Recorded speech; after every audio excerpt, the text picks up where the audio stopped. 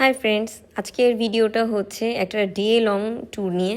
মানে এটা একটা পিকনিক ছিল, সেটা হচ্ছে পুবাইল রিসোর্ট ক্লাবে।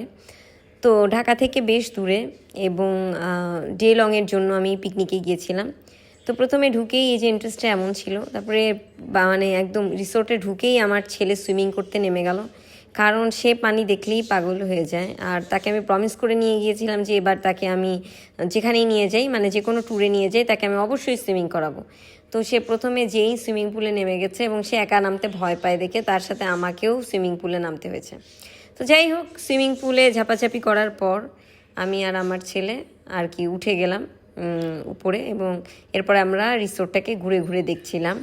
তো এরকম একটা ব্রিজের মতো জায়গা আছে, পুরোপুরি প্রাকৃতিক একটা, মানে কি বলবো, মানে প্রাকৃতিক সৌন্দর্য নিয়ে তৈরি আর কি রিসোর্টটা। এমন না যে এখানটায় আপনার অনেক ডেকোরেশন পিস আছে, অনেক রকম করে ফুল গাছ লাগিয়ে অনেক কিছু করে ডেকোরেশন করা হয়েছে, তা না। অনেকটা দেখতে মানে আগে পিকনিক স্পটগুলো ছিল ওরকম, বাট আবার রিসোর্টেরও একটা ভাইব আছে, আবার পিকনিক স্পটেরও একটা ভাইব আছে। তো এরকম একটা জায়গা আছে লেকের উপরে। এই পুরো রিসোর্টে আমার সবথেকে ভালো লেগেছে এই লেকটা।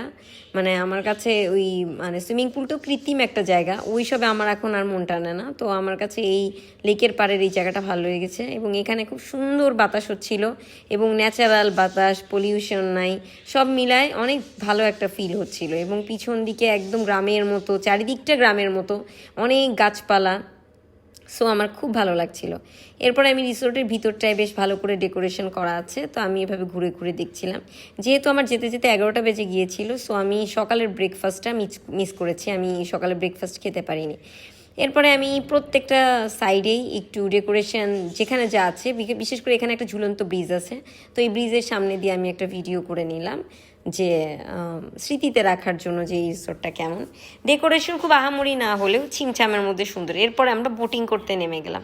এই পার্টটা ছিল আমার এই রিসোর্টের ঘোরার সব থেকে আনন্দের পার্ট, বিকজ আমি অনেকবার বোটে উঠেছি, কিন্তু এই আধুনিক বোটগুলা এরকম গ্রামীণ নৌকায় মাঝি নৌকা চালাবে এবং শুয়ে থাকা যাবে, শুয়ে শুয়ে চারিদিকের মানে দৃশ্য দেখা যাবে, এইটা একটা অন্যরকম ফিলিংস। আমার যে কী ভালো লাগছিল এই বোটে চড়ার পরে, এবং আমি শুয়ে শুয়ে চারপাশের গাছপালা দেখছিলাম, এবং মাঝখানে মাঝখানে আমি আবার পানির মধ্যে পা নামিয়ে দিচ্ছিলাম। মানে আমার খুবই ভালো লেগেছে এই জায়গাটা, বিশেষ করে এই মানে বোট ট্রাভেলটা।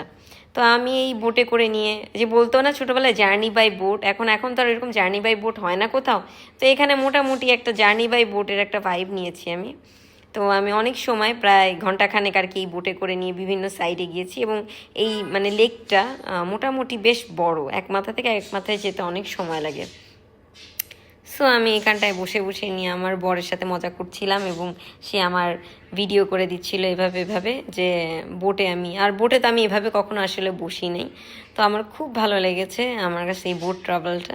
তো চারিপাশে হচ্ছে গাছ, এবং মাঝখান দিয়ে একটা সরু লেকের মতো জায়গা চলে গেছে। তো এই যে আমি তারপরে আবারও আমার পা ভিজালাম, উঠলাম, একটু মানে বিভিন্ন রকমের পোজ দিলাম, কিছু ছবি তুললাম, স্ন্যাপ নিলাম। আমার এই বোট থেকে নামতেই মন চাচ্ছিল না, আমার মন চাচ্ছিল আমি যত সময় এই পিকনিকে থাকি এই বোটেই থেকে যাই। এরপরে পিকনিকের ভিতরে আবার চলে আসলাম, কিছু গেমস টেমস হচ্ছিল, তো আমি দোলনায় বসে বসে দোলনা খাচ্ছিলাম, আর এই গেমসগুলো মানে অবজার্ভ করছিলাম কে কেমন করছে, ভালো করছে।